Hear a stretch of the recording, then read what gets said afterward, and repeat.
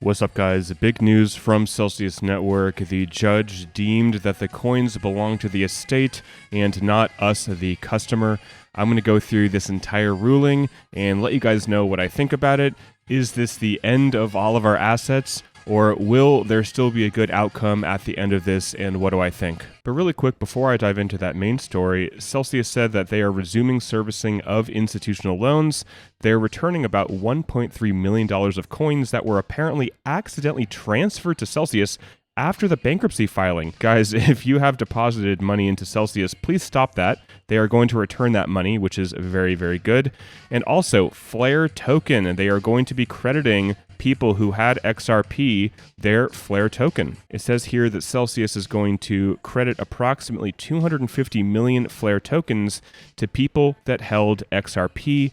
Based on this snapshot that happened December 12th, those customers who held XRP in their earn accounts as of this snapshot are eligible to receive the Flare tokens. So those of you guys who have been asking me, what about Flare? What about Flare? Well, they are going to be fighting to give us, if you had XRP, your Flare tokens. So let's dive into the main story. We have the earn assets are now deemed property of the estate and not of the individual creditor. So I'm just going to go through some highlighted sections here, doing my best just to give you the main points of this 45-page document that Judge Glenn put together. So he starts out talking about the terms of use and that this version 8, which became effective April 15th, is the document that he is referring to here. And he says that this is binding and unambiguous, and this holds true in court. This is the document that says we give Celsius all right and title to our eligible digital assets. He says here that if the crypto assets in the earn accounts are owned by Celsius, the account holders are unsecured creditors, and their recovery, meaning your recovery, depends on the distributions to unsecured creditors under a Chapter 11 plan, which I'll get to in a little bit, or under the Bankruptcy Code's priority rules in an event of a liquidation. So this is the first thing I want to note. Just because our coins are deemed property of the estate does not mean that we have no claim in these assets. The judge then says a fundamental principle of the Bankruptcy Code is equality of distribution. There simply will not be enough value available to repay all account holders in full. And I want to pause and go over a Twitter thread that I put together a few hours ago and go over some reasons why the judge decided to do this. So the first one is a plan for a reorganization. I said if Celsius is going to present a plan for a reorg company, then they'll need funds to do so. And unfortunately, that's going to be our crypto. The judge believes that a reorg is one of the only ways customers could be made 100% whole. He really, really believes that, and I believe that he wants customers to be made whole. The next reason that the judge decided that our assets are property of the state is to protect creditors from equity holders. If the terms of service are voided, which in giving title of the assets to the customers would do, then over $1 billion from equity investors could and would dilute the creditor's stake in the company, thus you would be getting less money back. Next, talking about that equitable distribution, which he mentions right here. Basically, if the coins belong to the creditors and would be paid out in kind, meaning that if you had 1 Bitcoin, you would be paid out in Bitcoin, then the percent of the certain coin Celsius has would determine the percentage of someone's haircut. Some would get back 20%, others would get back 90%. And he does mention that in this document. So what that means is that if Celsius has a larger hole for one altcoin than another, then if you were to be paid out in kind and these were our assets, then certain people, depending on what you held in the app, what the judge is claiming, they would get paid less back than other people if Celsius had more of that asset in the app. So this would not create an equitable distribution. So next in this document from the judge, he goes over in depth, which I do appreciate, all of the objections. So the first one he talks about from the U.S. trustee. The U.S. trustee argues that the court should not permit the debtors to sell stablecoins at the present time because they don't know what the proceeds of the sale of stablecoins will fund. Also, the trustee asserts that the debtors commingled assets and they fail to explain how the proceeds of the sale of $18 million worth of stablecoins will be used. And the judge did say that they can sell stablecoins. By the way, I will get to that later in the video. The objection from Vermont, they said that the debtors, meaning Celsius, did not segregate earn assets from custody and withhold assets. New Jersey said that Celsius operated in violation of the state securities laws by selling unregistered securities. Also, they wanted to wait for the examiner report. New Jersey also takes the position that the earn assets are owned by Celsius's customers.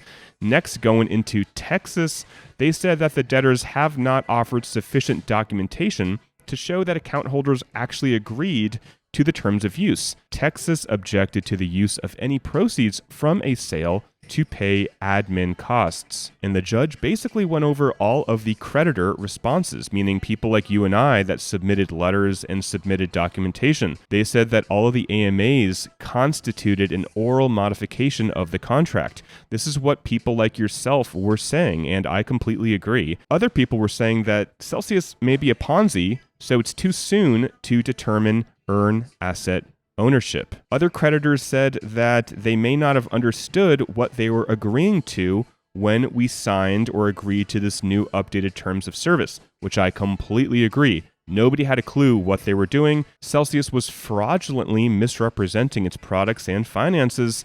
Therefore, the account holders should not be bound by the terms of use. Also, Celsius operated illegally by violating the securities laws of several states. Another creditor says that because Celsius was insolvent, all of the withdrawals were funded by incoming deposits and were therefore fraudulent conveyances which should be returned to the depositing account holder. So the judge is addressing all of the objections in this 45-page document. He goes over all of the legal standards, which I'm not going to cover. A lot of it is very boring. He goes over what would need to happen if there was an oral modification of the terms of service. And he ends with these 3 paragraphs, which I am going to read for you right now because it does sum it up. He says, "For the reasons detailed below, the court finds on the evidence before it that the terms of use formed a valid, enforceable contract between the debtors and account holders, and that the terms unambiguously transfer title and ownership of earn assets deposited into earn accounts from account holders to the debtors. The court also finds that stablecoins, like other earn assets, are property of the estate, and the debtors may sell stablecoins outside of the ordinary course of business to provide liquidity for these Chapter 11 proceedings." So 2 things. They can sell stablecoins and that the assets belong to the estate. But this next paragraph is very important. The judge says, to be clear, this finding does not mean holders of earn assets will get nothing from the debtors. Account holders, like yourself, have unsecured claims against the debtors in dollars or in kind, depending on the terms of any confirmed plan. The amount of allowed unsecured claims is subject to later determination in this case through the claims allowance process and may potentially include damages asserted by account holders, including breach of contract, fraud, or other theories of liability. So again, he says that just because he deems that the assets are property of the estate does not mean that earn assets, most likely you, will get nothing from the debtors. And this is very important to remember. And what I said earlier about if the assets were deemed property of us, the creditors, we would not get back 100% of our coins, and there would be a difference based on what coin Celsius had. And here it says the court is committed to overseeing a fair process that ensures that all creditors are made as whole as possible. So what the judge does not want is for certain creditors to get 10% back of what they had inside the app and other creditors to get back 90% or 100% based upon what they were holding inside the app. And also if they have a lawyer and got representation and basically spent more money to fight for their coins. So those are 2 very important reasons. We have some creditors who have legal representation and have the money to hire lawyers to fight on their behalf. I believe what the judge is saying is that people who have those kinds of resources and can hire a legal team, they could get more money out or a higher percentage of their coins out because they have the money to fight for their coins. Whereas everybody else who has smaller accounts, who can't afford legal representation, they can't and would not get the same amount of their coins out. And the judge does say that his decision does not determine the ownership of assets in the custody, withhold, or borrow program. So the custody and withhold, eventually, hopefully soon, those pure custody assets, or if you had accounts less than $7,575, will be able to withdraw their money.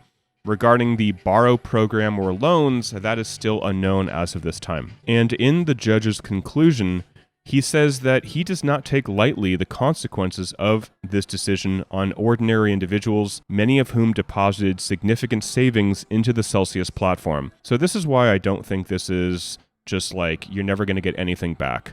The judge is still in control of this Chapter 11 process. I don't believe he was bought out. I don't believe that he sold his soul to Kirkland and Ellis. I don't believe that he's on Celsius's payroll to do their bidding. I believe that he is fighting for the individual creditor.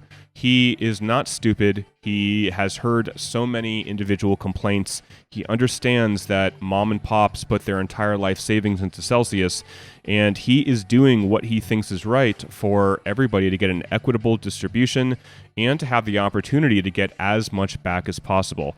I really believe that, guys. So to finish off, we have Zach, who was a big part of the Celsius team, saying that a reorganization is going to happen, or they will be presenting a plan. What's going to happen from that plan? Again, we don't really know if it's going to be approved or if state regulators will approve it, but he believes that they are going to present a plan of reorganization hopefully very soon. And from that, we will see if it's something legit to maybe make us whole. My guess is it will not be called Celsius. I don't think that name can survive anymore. And most likely it will be a brand new company and one that I believe will be focusing on institutional clients. So it may not even try to get retail clientele back, because I really think that Celsius is done with retail, and even their reorg won't be able to capture retail because they know it's still connected to Celsius. So we will see what happens, guys. Right now, we are waiting on the examiner report coming out this month. At least right now it's coming out this month. And until then, we are just hanging out and hoping that everything works out well. I am still very hopeful that things will work out well.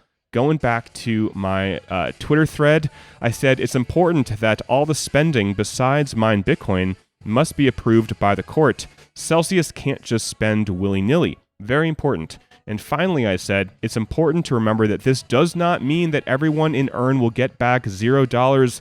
That is clickbait fear porn. And I say this ruling sucks, which it does, and I wish it wasn't this way, but it's important to understand why the judge did rule the way he did. So guys, that is it for the video. Hope this was helpful. This is not the time to get more depressed or to get more upset. We are waiting and trusting that the judge is working for us, which I believe he is, trying to get the most back for us. All right, guys, till next time, talk with you soon, and bye for now.